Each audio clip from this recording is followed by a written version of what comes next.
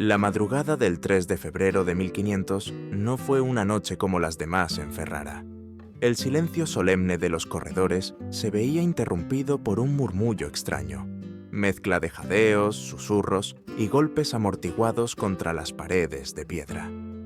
Lo que sucedía detrás de aquella puerta no era un rito de amor, sino una operación militar cuidadosamente calculada.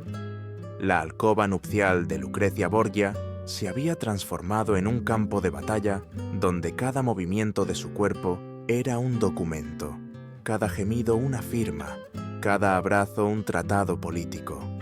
Afuera, cancilleres y notarios aguardaban con pergaminos en mano, plumas cargadas de tinta y sellos listos para certificar lo que debía quedar escrito en la historia. No una, sino 3 consumaciones matrimoniales. La primera estaba destinada a satisfacer a la Iglesia, demostrar que el vínculo era válido ante Dios y ante los hombres.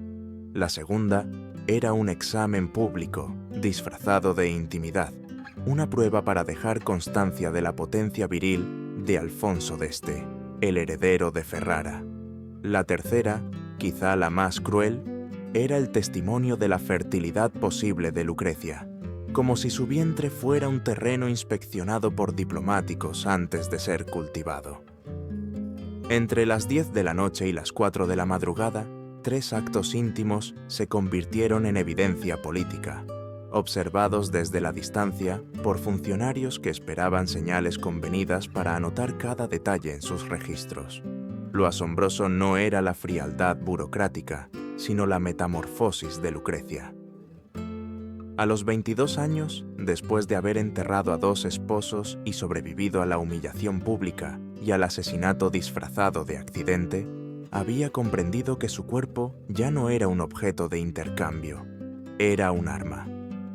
Consciente de que la única manera de evitar ser devorada era devorando primero, utilizó la sexualidad como espada y el placer como escudo. Cada vez que gemía, no lo hacía para complacer a Alfonso ni para alimentar la fantasía de los notarios en la antesala. Lo hacía para registrar su rebelión en un sistema que había intentado anularla desde su infancia. El contraste resultaba inquietante. Mientras los escribanos mojaban la pluma en tinta negra, ella firmaba con sudor y sangre su derecho a existir. Mientras las paredes de la cámara se impregnaban de olor a carne y perfumes, los pasillos resonaban con el crujir de plumas que escribían la historia de una mujer que había aprendido a usar la misma maquinaria que la había convertido en víctima. Su piel, marcada por embarazos frustrados y cicatrices invisibles, se transformaba en un pergamino donde quedaba inscrita una nueva gramática de poder.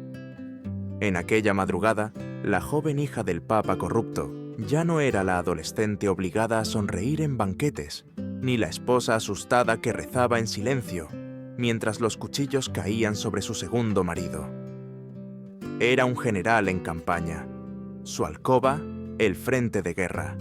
Los gemidos que se filtraban entre las rendijas de la puerta no eran lamentos, eran clarines de victoria.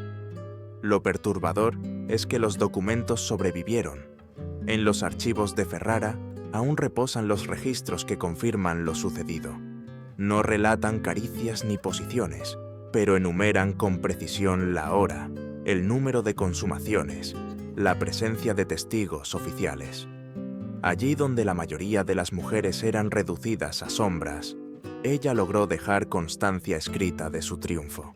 Un triunfo ambiguo, sí, porque se levantaba sobre las ruinas de su propia intimidad, pero triunfo al fin. Y sin embargo, surge la pregunta que desgarra. ¿Qué clase de mundo obliga a una mujer a transformar la cama en un tribunal, el sexo en un contrato, el placer en un documento sellado? Quizá la respuesta sea que ese mundo no ha desaparecido del todo. Todavía hoy, 500 años después, la sociedad exige a las mujeres pruebas de pureza, de maternidad, de disponibilidad, de obediencia. La madrugada de Ferrara no pertenece solo al pasado. Es un espejo que refleja las cadenas que siguen arrastrándose en silencio. Para entender cómo Lucrecia llegó a esa madrugada en Ferrara, Hay que retroceder a los pasillos húmedos de un convento y a los patios dorados del Vaticano. Nació el 18 de abril de 1480 en Subiaco, cuando Rodrigo Borgia aún no era papa, sino un cardenal ambicioso con más amantes que escrúpulos. Su madre, Vanosa Catanei, era la más constante de esas amantes, una mujer que entendió desde temprano que su hija no sería un ser querido, sino una moneda de cambio.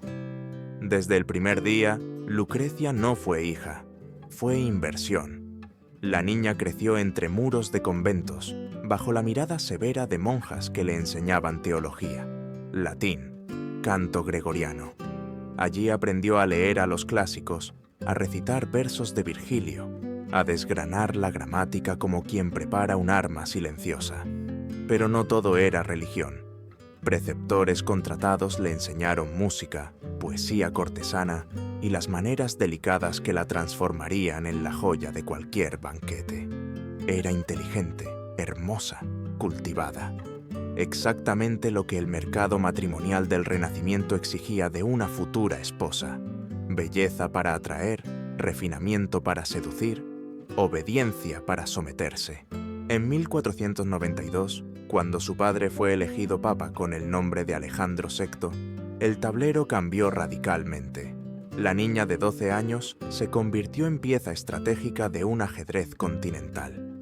Los embajadores que acudían a Roma describían sus cabellos dorados como trigo maduro y sus ojos como el cielo romano al caer la tarde. Pero no se hablaba de su ingenio ni de su ternura, sino de algo más frío, su útero. Aquello era lo que realmente cotizaba, su capacidad para parir herederos que unieran dinastías, que sellaran tratados con sangre y leche materna.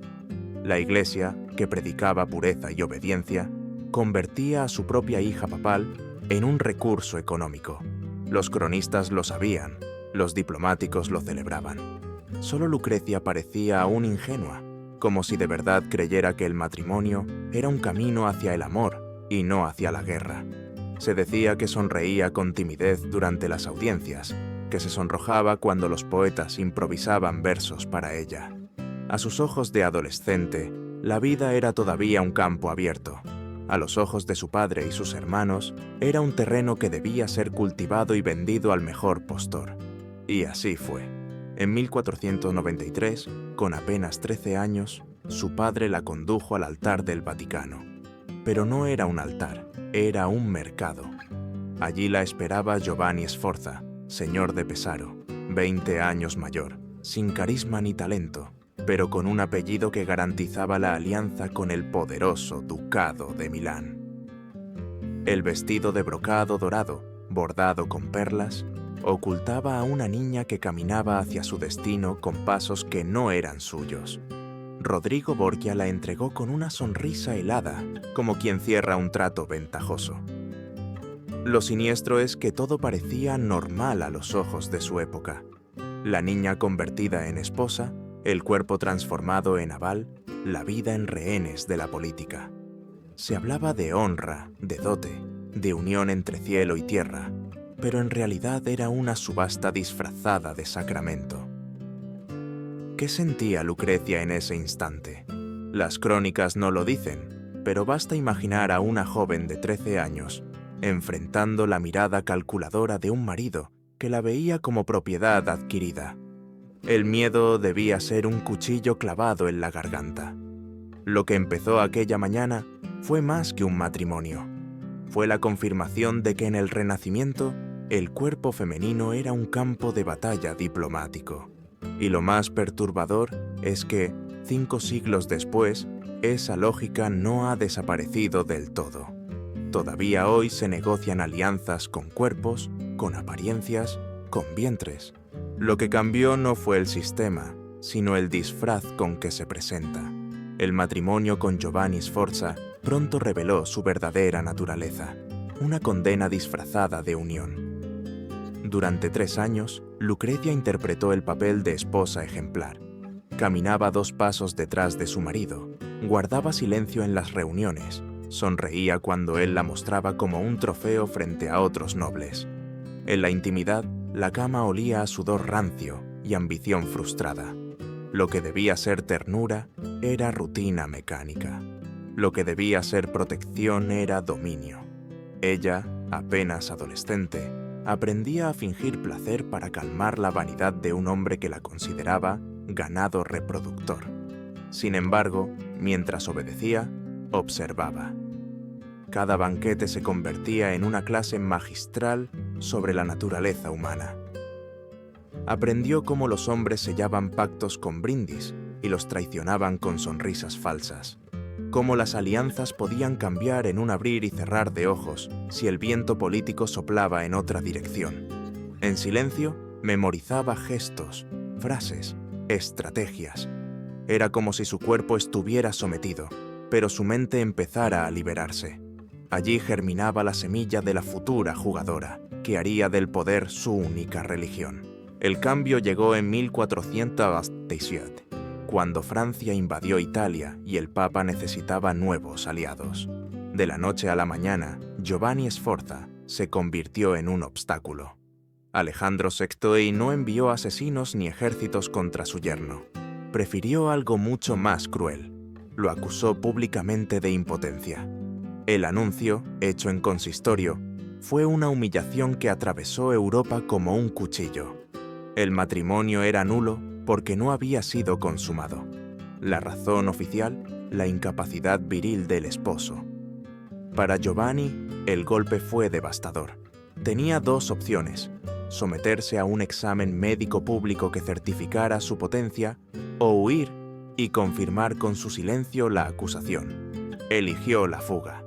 Pero antes de marcharse, lanzó sobre Lucrecia una frase que nunca olvidaría. Tu padre te ha prostituido desde los 13 años, y tú lo aceptas porque disfrutas del poder que te da ser su hija. Aquellas palabras fueron como latigazos en carne viva, y sin embargo, contenían una verdad envenenada. Sí, había sido prostituida por el sistema familiar, pero Giovanni se equivocaba en algo. Ya no era la niña pasiva que dejaba que otros dictaran su destino. Había aprendido que en la corte Borgia, la humillación de un hombre podía convertirse en la salvación de una mujer. En diciembre de 497, el matrimonio fue oficialmente anulado. Los documentos papales proclamaban que Lucrecia era, técnicamente, virgen. Una virgen de papel, lista para ser subastada de nuevo en el mercado diplomático. Pero en su interior algo había cambiado. Ya no caminaba con los ojos bajos ni temblaba en silencio. Había descubierto la primera regla de supervivencia en el universo Borgia. Si no podías vencer al sistema, debías convertirte en el sistema. Lo inquietante es que la historia no terminó en los muros del Vaticano. Esa misma lógica sigue viva en la actualidad. Cuando se desprestigia a alguien públicamente, cuando se destruye una reputación con palabras antes que con balas, estamos repitiendo el método de Alejandro VI. La impotencia de Giovanni fue una mentira aceptada como verdad porque convenía a los poderosos. Y el eco de ese mecanismo resuena todavía en tribunales mediáticos, en redes sociales, en campañas políticas. Lucrecia, al ver a tu marido reducido al ridículo, comprendió la lección más oscura del Renacimiento. En el teatro del poder, el honor de un hombre podía ser destruido con un rumor, y la dignidad de una mujer, rediseñada por un pergamino. Ese día dejó de ser simplemente víctima. Empezó a forjarse como jugadora. Un año después de la anulación, Lucrecia fue lanzada de nuevo al tablero político. Esta vez el elegido fue Alfonso de Aragón, duque de Bisceglie, sobrino del rey de Nápoles. Tenía 17 años. Era joven, culto, apuesto. No era Giovanni Sforza. Alfonso conocía la música, la poesía, escribía sonetos y regalaba libros. En sus cartas hablaba de amor verdadero. Y lo más sorprendente, trataba a Lucrecia como a una mujer, no como a una posesión. Por primera vez, ella experimentó la ilusión de una vida normal. El matrimonio se celebró en julio de 1498, en una ceremonia privada, lejos de las miradas inquisitivas que la habían devorado años antes. La noche de bodas fue distinta. No hubo violencia ni obligación. Alfonso la escuchó, respetó sus miedos y esperó su consentimiento. Cuando finalmente se entregó, Lucrecia descubrió un mundo desconocido, el placer compartido, el amor como complicidad, la ternura como fuerza. Durante 2 años, parecían vivir en un oasis imposible dentro de la Roma papal. Alfonso se ganó el respeto de los cardenales, aprendió las reglas de la corte, se adaptó a las intrigas. Lucrecia floreció. Su embarazo en 1499 trajo al mundo a Rodrigo, un hijo legítimo que representaba no solo continuidad dinástica, sino también la esperanza de una vida familiar verdadera. En los jardines del Vaticano, la duquesa paseaba con su hijo en brazos, y por un instante creyó que el poder podía convivir con la felicidad. Pero en el universo Borgia, la felicidad era un lujo peligroso. La política, como viento traicionero, cambió de dirección. Francia conquistó Milán y el Papa necesitaba la alianza francesa más que la napolitana. Alfonso dejó de ser un yerno valioso para convertirse en un estorbo. Lo que comenzó con pequeños gestos, audiencias canceladas, cardenales que lo evitaban, guardias que lo seguían con disimulo, pronto se convirtió en amenaza abierta. Lucrecia reconoció el patrón. Ya lo había visto con Giovanni. El aislamiento precedía a la condena. Suplicó a su padre que protegiera a su esposo, pero Alejandro VI respondió con palabras suaves envueltas en mentiras. Alfonso, ingenuo, pensó que el amor lo salvaría. Lucrecia sabía que el amor en la corte era veneno, disfrazado de vino dulce. El 15 de julio del año 1500, cuando Alfonso salía de los aposentos papales, fue atacado por asesinos enmascarados en las escalinatas de San Pedro. Las heridas fueron graves, pero no mortales. Trasladado a la Torre Borgia, quedó bajo el cuidado obsesivo de Lucrecia. Ella vigilaba su comida, probaba cada bocado, desconfiaba de médicos y sirvientes. Dormía en una silla junto a su cama, sosteniéndole la mano durante noches enteras. Y por un tiempo, pareció que el amor vencería. Alfonso se recuperaba lentamente. Hablaba, caminaba, sonreía. Lucrecia llegó a creer que la felicidad era posible, que la sombra de su familia no lo devoraría. Pero la ilusión era un cristal demasiado frágil. En agosto, cuando ella se retiró a orar a la capilla, Cesare Borgia entró en la habitación, acompañado de su capitán Michelotto. 1 hora más tarde, Lucrecia regresó y encontró a su esposo estrangulado con una cuerda de seda, los ojos desorbitados, la lengua morada. Cesare la miró sin rastro de culpa y pronunció la sentencia más brutal. Lo que no pudo terminar la espada, lo terminó la cuerda. Los hombres son reemplazables, hermana. Tú no. En ese instante, algo en Lucrecia murió. No gritó, no lloró. Cerró los ojos de Alfonso, cruzó sus manos sobre el pecho y sonrió con los labios, pero no con los ojos. Había aprendido su segunda lección. En su mundo, amar era firmar la sentencia de muerte del amado. El funeral de Alfonso de Aragón fue rápido, silencioso, casi clandestino. No hubo procesiones majestuosas ni cortejos multitudinarios. Solo un ataúd cerrado, algunas oraciones murmuradas y la mirada fría de Cesare clavada en el rostro de su hermana. Lucrecia vestía de luto riguroso, pero bajo las telas negras no había solo dolor. Había una transformación que nadie parecía advertir. El sufrimiento no la había quebrado, la había templado como el acero al rojo vivo. La noche posterior al entierro, Lucrecia comprendió que Roma no era su hogar, sino una trampa. En cada pasillo del Vaticano, cada sombra recordaba que su felicidad había sido condenada. En los banquetes, los nobles la miraban con compasión envenenada, como si fuera una viuda destinada a repetir su tragedia. Ella, en cambio, guardaba silencio y observaba. Esa capacidad de registrar cada gesto, cada palabra, era ahora su mejor arma. Durante meses rechazó propuestas de matrimonio. Alegaba que necesitaba tiempo de luto, pero en realidad ganaba tiempo para planificar. Se dedicó a estudiar a los hombres de poder, cómo tomaban decisiones, cómo manipulaban el discurso, cómo usaban la mentira como moneda corriente. Comprendió que la política era un teatro cruel, donde los papeles femeninos estaban escritos de antemano, vírgenes sacrificadas o viudas resignadas. Ella decidió que reescribiría su papel. Mientras tanto, el recuerdo de Alfonso la perseguía, no como un fantasma romántico, sino como una advertencia. Cada vez que alguien se acercaba con ternura, sentía la cuerda de seda apretando de nuevo. El amor, había aprendido, era letal. La única forma de sobrevivir era transformando la vulnerabilidad en estrategia. Esa viuda joven y hermosa que fingía debilidad era, en realidad, una estudiante aplicada de la crueldad. Césare, su hermano, lo sabía. Entre ambos existía una tensión ambigua. Él la veía como herramienta política indispensable, pero también como rival potencial. En privado, sus palabras eran cuchillos envueltos en terciopelo. «Tú eres fuerte, Lucrecia», le decía, «pero recuerda que tu fuerza viene de mí». Ella sonreía, bajaba los ojos y grababa en su memoria cada una de esas frases, preparándose para el día en que necesitaría devolverlas como dagas.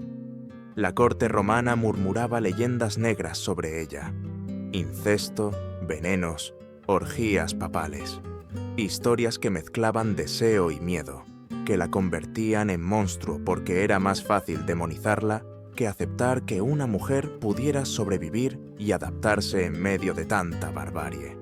Lo cierto es que esas leyendas, aunque falsas, jugaban a su favor. El miedo era un aliado silencioso. Quien teme, duda, y quien duda, pierde. En este punto de su vida, Lucrecia ya había comprendido la segunda regla del poder. La reputación, incluso la más infame, podía convertirse en un escudo. Que la llamaran bruja, envenenadora, seductora impía. Todo eso era mejor que ser considerada débil. Cada rumor la blindaba, cada calumnia la hacía menos vulnerable. Si el mundo necesitaba un monstruo femenino para justificar sus miedos, ella aceptaba el papel y lo moldeaba a su conveniencia. Así, en los meses posteriores al asesinato de Alfonso, nació la nueva Lucrecia. Una mujer que no lloraba en público, que hablaba con voz firme en las audiencias, que aprendía a negociar como un mercader veneciano. La viuda que Roma esperaba ver sumisa se convirtió en observadora implacable, en jugadora que empezaba a dominar las reglas de un tablero que hasta entonces la había devorado. Lo inquietante es que este patrón no pertenece solo al Renacimiento. Aún hoy, en corporaciones, gobiernos o tribunales mediáticos, se repite el mismo guión. Una mujer sobrevive a la humillación transformándola en fuerza, acepta la leyenda negativa y la utiliza como armadura. Lucrecia fue, en ese sentido, precursora de una táctica atemporal: convertir el estigma en poder. Y mientras tanto, las campanas del Vaticano seguían repicando, como si nada hubiera ocurrido. Roma continuaba su danza de intrigas y alianzas, sin imaginar que en el corazón de esa viuda silenciosa germinaba la semilla de su verdadera revolución. Tras la muerte de Alfonso de Aragón, Roma esperaba ver a Lucrecia hundida, consumida por la pena y dispuesta a obedecer cualquier mandato de su padre o de Césare. Pero ocurrió lo contrario. En lugar de derrumbarse, eligió el silencio estratégico.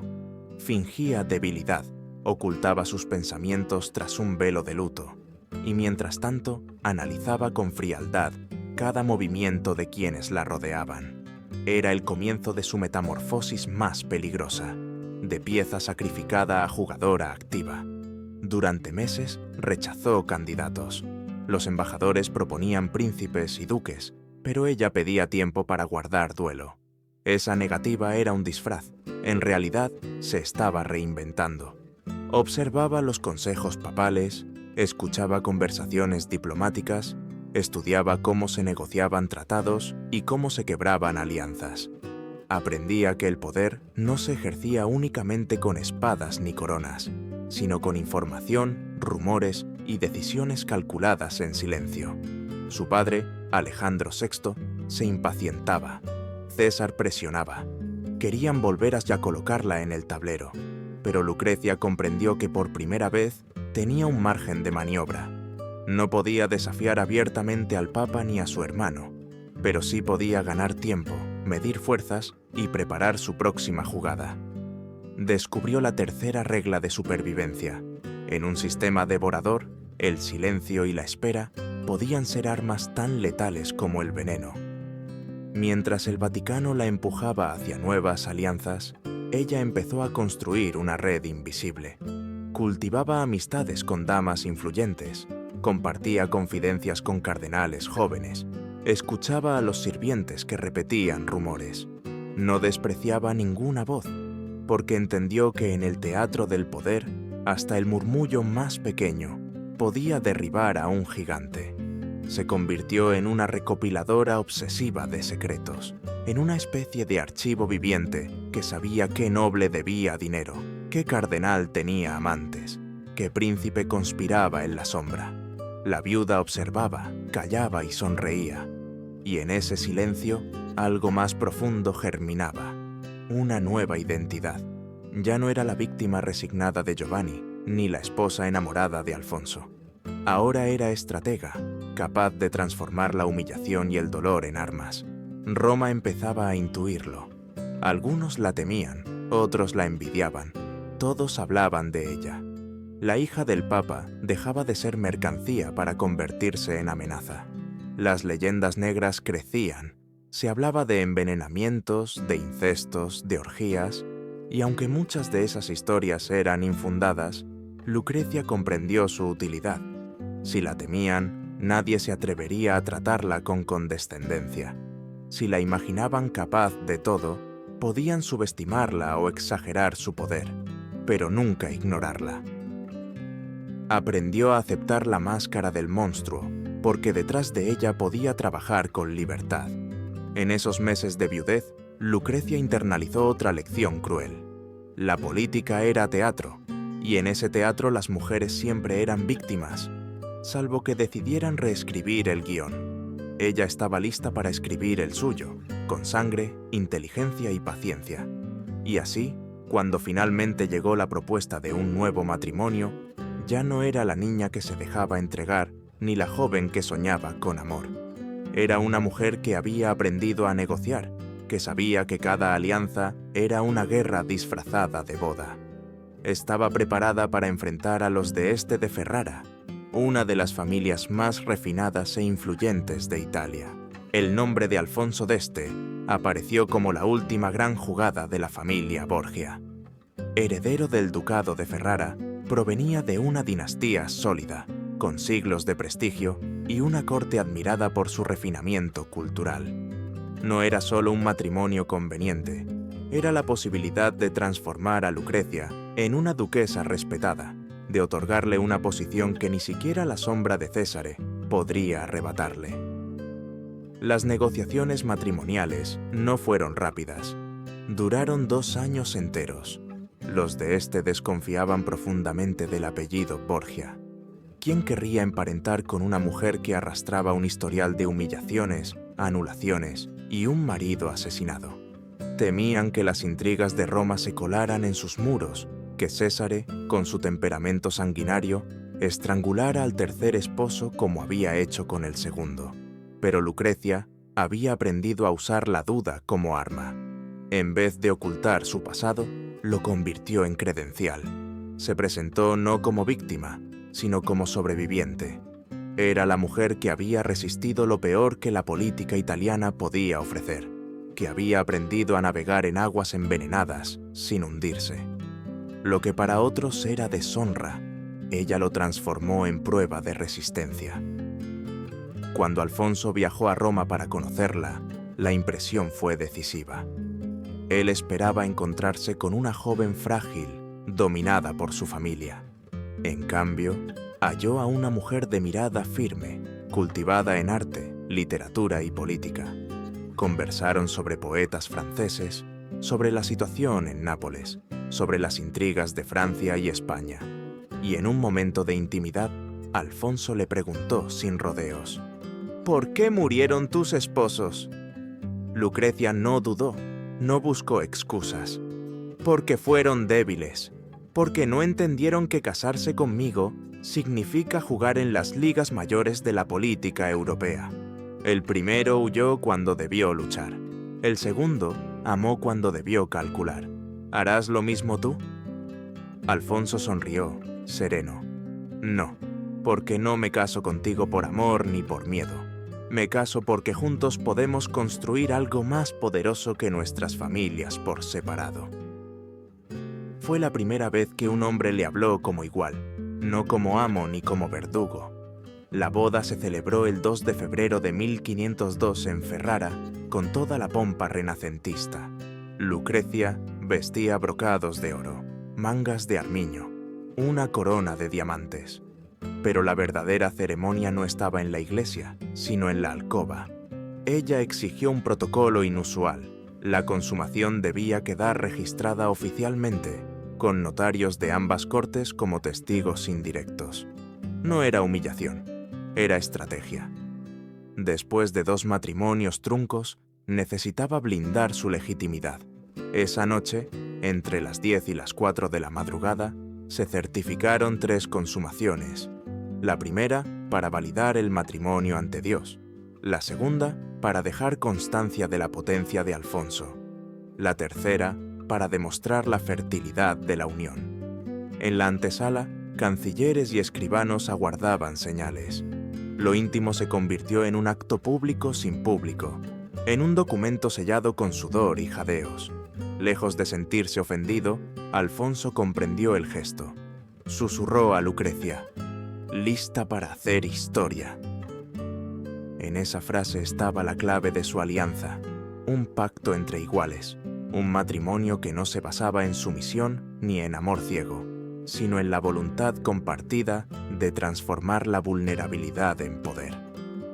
Para Lucrecia, aquella madrugada fue una coronación distinta, no solo como duquesa de Ferrara, sino como estratega que había logrado usar el sistema contra sí mismo. Su cuerpo ya no era territorio conquistado, era fortaleza sitiada y defendida, un instrumento para garantizar su propia supervivencia. Lo que antes fue humillación se convirtió en táctica. Lo que antes era condena, ahora era victoria. Ferrara se convirtió en el escenario donde Lucrecia desplegó todo lo aprendido en Roma. Allí no fue la hija del papa corrupto, ni la viuda resignada, sino la duquesa que transformó una corte en uno de los centros culturales más brillantes del Renacimiento. Sus aposentos, antes reducidos a lugar de placer y estrategia, se convirtieron en salones literarios donde poetas como Ariosto o Pietro Bembo recitaban versos, donde músicos llegados de toda Europa afinaban sus instrumentos, donde pintores y arquitectos encontraban protección bajo su mecenazgo. La ciudad, que hasta entonces había sido un ducado respetable pero sin grandeza, floreció bajo su influencia. Se compraban libros, se levantaban edificios, se organizaban tertulias en las que se discutía a Dante, Petrarca y las ideas humanistas que recorrían Italia como un fuego lento.